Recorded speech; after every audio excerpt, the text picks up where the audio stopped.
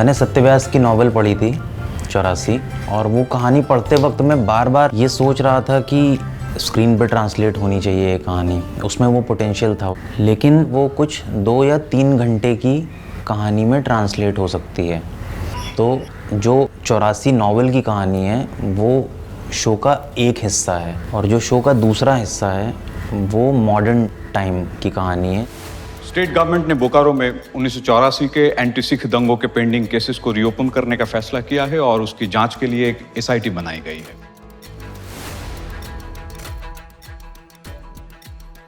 We have got a team that I can maybe say that is star-studded, right from the author of the novel to the people who have developed it further. I mean, everyone has done a fantastic job. आप हैं? आप ये photo में क्यों हो? आपकी पग कहाँ है?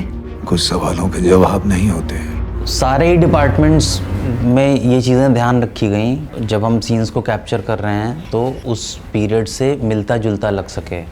तो हमारी दुनिया जो है वो बोकारो के स्टील प्लांट के इर्द गिर्द की दुनिया है। तो वो हम लोगों ने एक शहर के बाहरी हिस्से में पूरी एक लेन सेलेक्ट की थी और जिस पे सेट लगाया गया था और जो हमने एक सोशियो पॉलिटिकल माहौल दिखाया है तो उस तरीके के कैरेक्टर्स किस तरीके के कपड़े पहनते थे तो वो रिसर्च किया गया, उस तरीके की कॉस्ट्यूम्स बनाई गई। अमृता और गुरसेवक की जो कहानी है उसमें उन कैरेक्टर्स के इंटरपर्सनल रिलेशनशिप के बीच का जो कॉन्फ्लिक्ट है वो उन ब्राइट प्लास्टिक कलर्स में रिफ्लेक्ट होता है। तो इसलिए जब हम 84 को शूट कर रहे हैं तो कलर्स के लिहाज से सादे ऑर्गेनिक कलर्स चूज किए गए।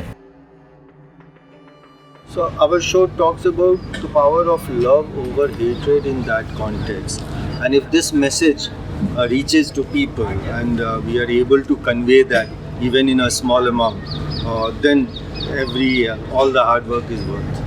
बहुत सारे रंग हैं इस कहानी में। इसमें प्रेम है, इसमें विरह है, इसमें गुस्सा है, इसमें बिछड़ना है, इसमें बिछड़ के फिर मिलने की तड़प है। जो कैनवस है इस कहानी का उसमें एक एपिकनेस है और जिसने मुझे बहुत कंपेल किया इस कहानी को कहने के लिए। तो ये कहानी सब लोग देखें और एंजॉय करें और मेरी उम्मीद है कि कहानी उनसे बात करेगी।